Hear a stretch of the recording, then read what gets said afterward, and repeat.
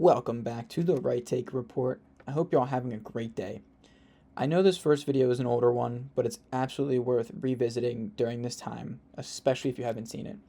Konstantin Kisin, sorry if I mispronounced that, delivers a masterclass in common sense, exposing easily seen flaws in the woke ideology and its impact on society, followed by a video about the root of men playing in women's sports.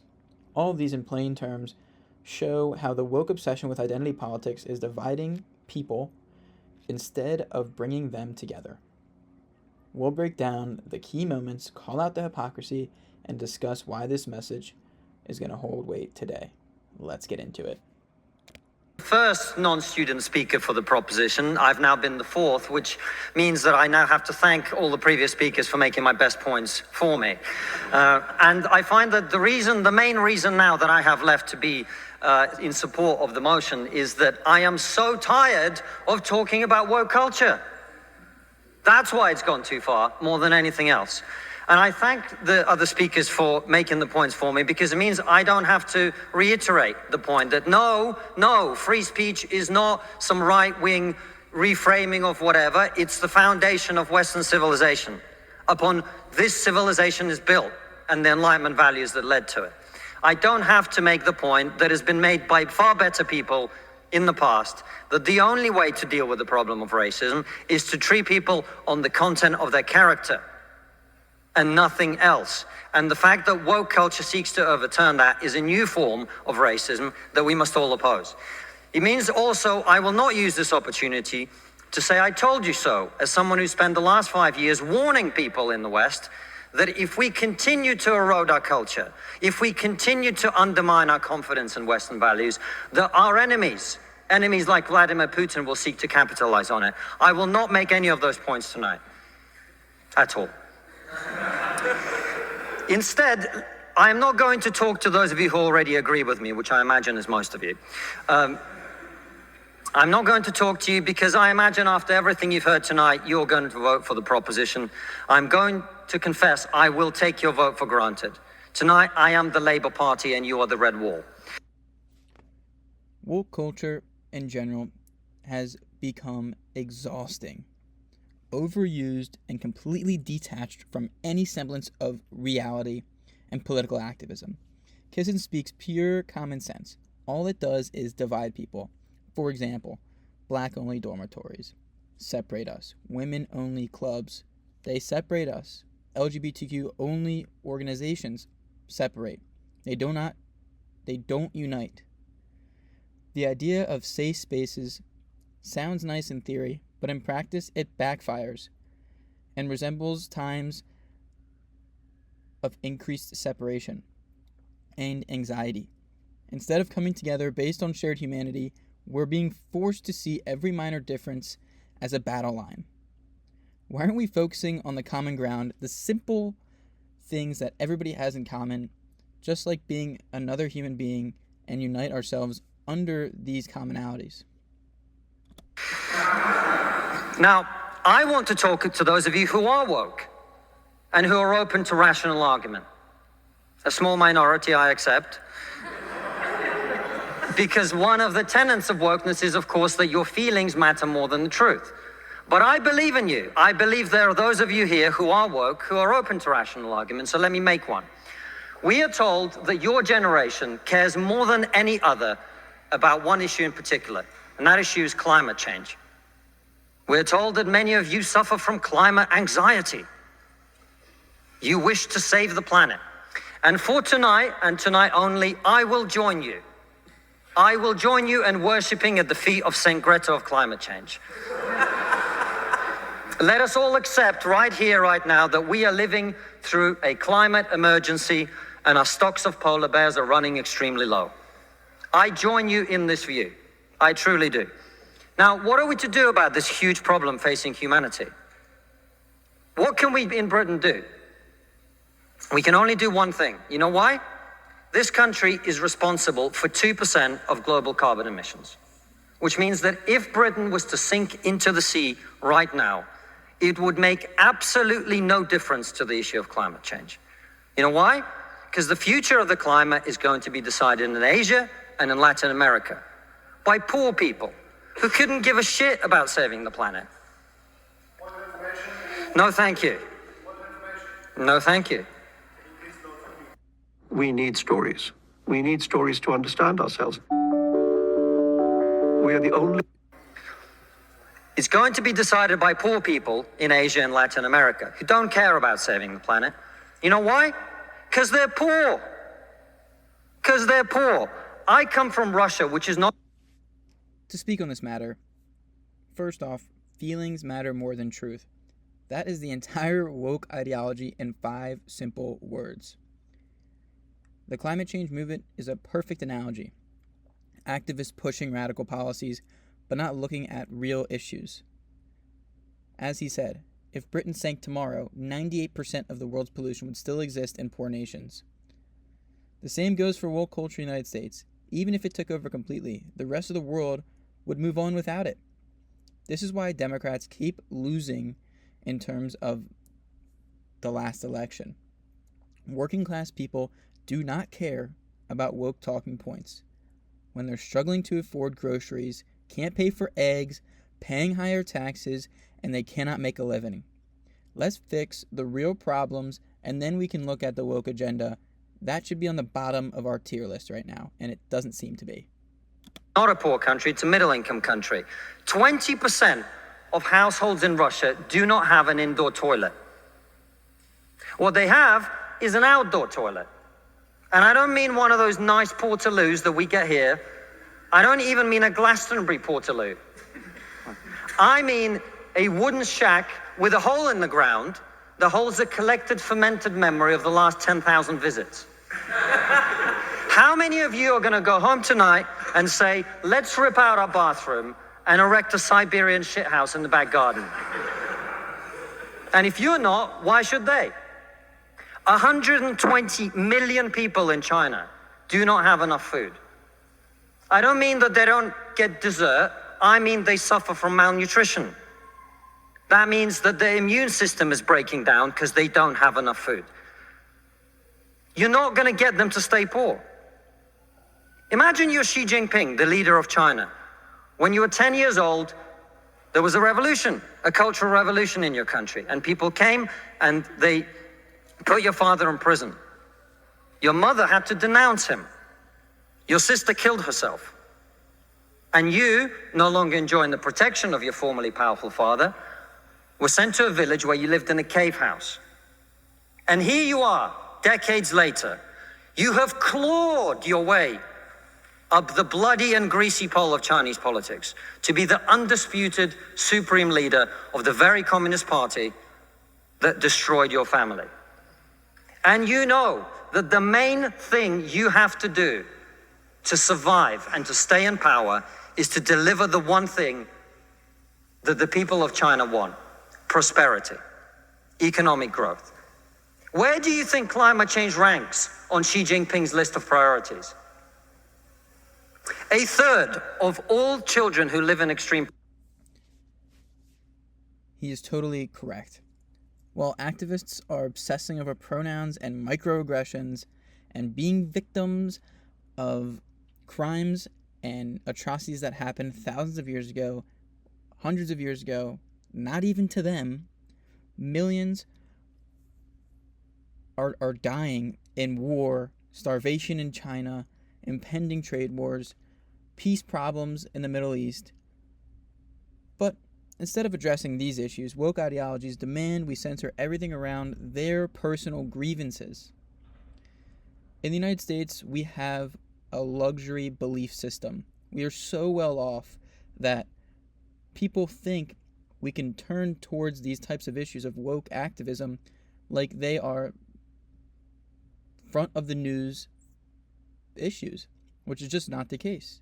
They are completely detached from the struggles of every average citizen around the world who could care less about being woke when they have to feed their children and pay their bills, or they'll get kicked out of their house in a country they don't even want to be in. Poverty in the world live in India. That means they are starving and dying of preventable disease. Now, about 15 months ago, my wife got pregnant. Not me, because we're old school.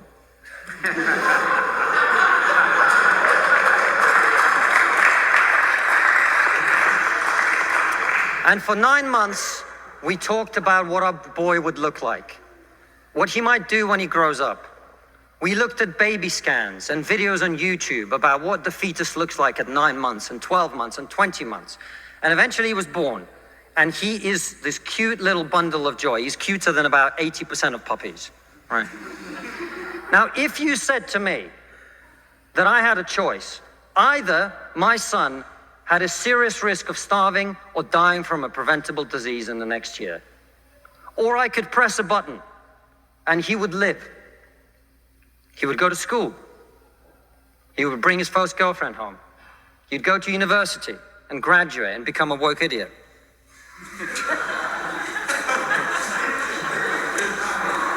And then he'd get a job and get married and have children and become a man. But all I have to do is press this button. And for every day of my son's life, a giant plume of CO2 is going to get released into the atmosphere. Now, you're all very young, and most of you are not parents. Let me tell you something. There is not a parent in the world who would not smash that button so hard their hand bled.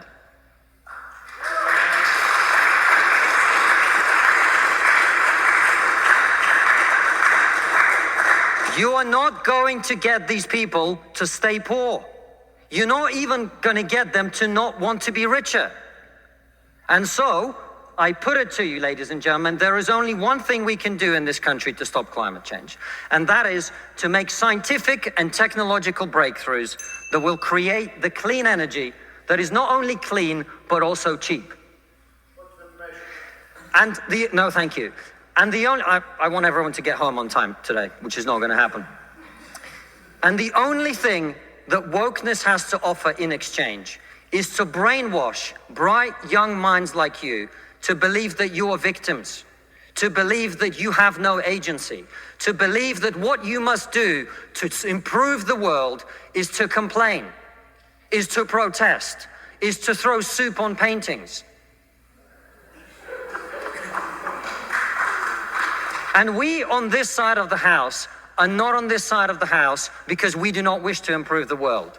We sit on this side of the house because we know that the way to improve the world is to work, is to create, it is to build.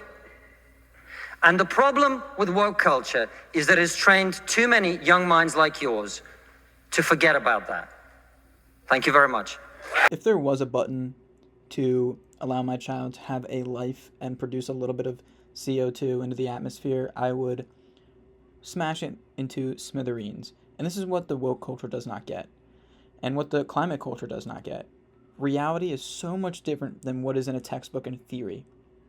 And I'm sick of the woke culture and the loudest voices in the movement being often the most sheltered and scared. People who have never paid a bill, struggled to feed their families, or dealt with real hardship are running this movement. They're being conditioned to see themselves as victims instead of individuals with power to create change. Being a victim is a prison inside your own head. Do not fall for it. Choose resilience and action. The real world does not reward those who cry the loudest. It rewards those who get up and do something. The next US president has vowed to end trans rights in sport and boot out diversity and inclusion hires in all public services. You might say hurrah, or you might be crying into your liberal tears. Well, is this the end for woke, and should we be celebrating that? Well, joining me now to discuss this is the director of the New Culture Forum, Peter Whittle, who joins me in the studio, and the human rights and activist Peter Tatchell, who joins me down the line. Gentlemen, welcome to you. Let's start with you, Peter Whittle. Yes. You did an excellent piece I saw this morning from the New Culture Forum, talking about why you think the war on woke is a good thing.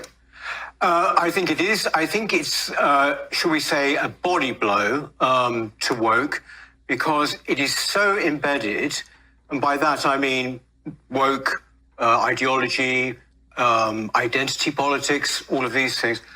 And essentially, it's across all institutions in America, education, the civil service, universities, definitely. It's exactly the same here. So in fact, it's very embedded, so it will take some time. But I think that this has been an enormous kind of a huge fillip and a huge boost to those of us who spend our time fighting against what I think is utterly destructive ideology, which is pretty much held, power now for, a good 5 years, getting on for 10 years. Yes, we should absolutely be celebrating the downfall of something that has arguably caused more harm to the left agenda than anything else that they have pushed. Identity politics is not helpful, and this ideology has plagued America and the world, leading to Republicans actually gaining momentum by standing against it at this point.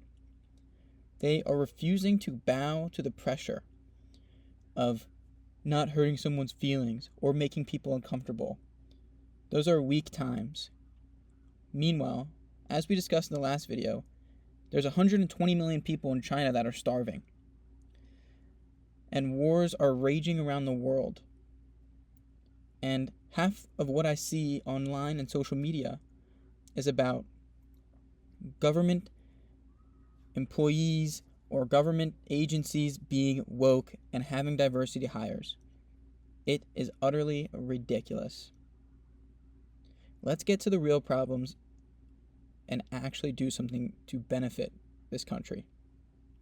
Peter Tatcher, do you think that the identity politics, inclusion, equality started out as very well-meaning, but it became something of a monster? Well, it certainly started out, and for the most part still is about uplifting and supporting people who are vulnerable and who are left behind. So I've been involved in the campaign supporting the WASPy woman, that is a woman in Britain born in the 1950s who've lost out on their state pensions. And shamefully, the Labour government has not delivered the compensation that it promised when it was in opposition. So I don't think it's woke or bad that I'm defending and supporting those very brave, courageous women who've been badly Peter, let down. I don't think defending pensioners is what we're talking about. That's something that anyone would agree is fair. This is about allowing biological men to play sport against women. It's about hiring people on their identity politics rather than on their merit. That's the conversation here. That is what Donald Trump is waging war on. Well, what Donald Trump calls woke is what most of us call kindness and respect for others. But on the points you raise, very important points, yes, there is an issue about trans women in sport. And as everyone knows, I've opposed a blanket ban on trans women in sport, but I do think there should be individual assessment, as there is already, and those who are deemed to have an unfair advantage should not be eligible. On the issue of equality and inclusion, that does include elderly folk. It includes women and ethnic minorities, but they should be protected based on merit, not on special privileges. And no one's arguing in favor of special privileges. We just want a fair and equal playing field for everyone. And that, I think, is the British liberal value. No, Peter, you're totally evading the point here. You know what we're both talking about. We're talking about It's one thing to lift up marginalized communities and support activism, which every person should do. But it should never take precedence over everything else or interfere with other people's rights to the point where it's just annoying. Just because someone subscribes to a woke agenda doesn't mean everybody else has to conform to what they say. Just because you have pronouns doesn't mean I have to abide by your rules or be labeled and canceled as a disagreeer. The movement has become stale and toxic to the point where even the term woke sometimes carries a negative connotation with it, which it did not start out doing. People are turning against it because it no longer stands for progress and change and kindness. It's about forcing ideological conformity on other people who do not agree. And let's be clear on one thing.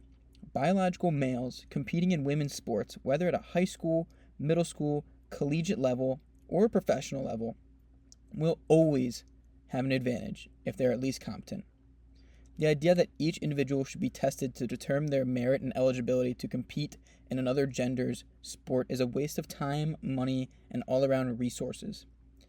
A blanket ban is absolutely necessary to protect women's sports, women's empowerment, and ensure that all female athletes continue to have the opportunity that they have worked so hard for and not let it get stolen out from right under their feet. Identity politics, we're talking about trans ideology, we're talking about all of those things, we're talking about critical race theory, all of these things that have infected all of our institutions. It's nothing to do with kindness. If anything, it's the opposite of that. These things are an attack, actually, on our very kind of way of life. They are an attack on the established foundations of our civilization, actually. This is why this particular victory for Trump is so important. And in fact, I'd go further than that, actually. It's not just a sort of victory for Trump. It's a victory for American people. They knew what they were getting with Trump, and they voted for him in greater numbers than ever before. Anyone who is opposed to ideology of woke and identity politics should be very, very pleased right now. Peter Thatcher? No one is in favor of any oppressive ideology except a very, very tiny, unrepresentative minority. Not true. What most people are saying is, yes, there is a problem. In our major institutions, there is an underrepresentation of women and ethnic minority people, and we need to correct that. Not by promoting people who don't merit it or don't deserve it, but by acknowledging that there are very competent, well-qualified women and black people who could do top jobs. But there are very competent white working class people too. Yes, he is correct. We do need to correct this type of inequality that has really pushed some minorities down for a lot of time. But this should happen through merit-based policy and slowly over time, not forced diversity quotas or DEI hiring programs like many of the companies have nowadays. Achieving real equality will take effort and fair competition. Hiring practices or academic admissions based on race, gender, or orientation undermine all of the hard work and achievements of the hard-working individuals, minority or not, who earn their positions through merit. That is how this country is built, through merit. Not through DEI hires, not through people getting into certain positions because of their color or orientation. We've entered into a time of complete overcorrection, where so-called marginalized groups have the loudest voice, and anyone who questions the status quo is to be silenced. That's not equality. That's manipulation. Peter, who, for example, aren't welcome anymore in the military. Sorry?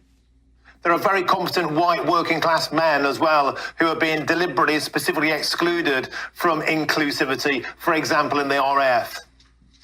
Well, that example you highlight, I disagree with that. I agree. But that is what woke does. That's what it does. People should be promoted on merit, and discrimination against white working class people or anybody is wrong. And that's what the Equality Act says. The Equality Act of 2010 protects white working class people as much as everyone else. Where? Peter? No. Well, Peter, one of the issues is the underperformance of young white boys in schools. Yeah, and there's no equality to protect them. You know it, Peter Tatchell. There is no equality to protect them. Peter, the point is, Peter, that you talk about merit there, and I would agree with you. But the fact is that the whole point of identity politics and DEI and all of these things is actually anti-merit, right? It's actually basically putting people forward or preferring them because of various characteristics. That is the situation we're in. Any fight back from that, and if it comes in the form of Donald Trump, is a very, very good thing. Can I also add another thing? It goes further than that. It's also the attacks that there have been on our history. Final conclusion. The push for forced diversity and ideological conformity has gone much too far in this country. People have been conditioned to see themselves as a victim, and most people are capable of success, but take the easy route. Men and women's sports is inherently unfair to all of the women who are competing against them. It's time to stop catering to everybody's feelings and cater to fact. Cater to merit.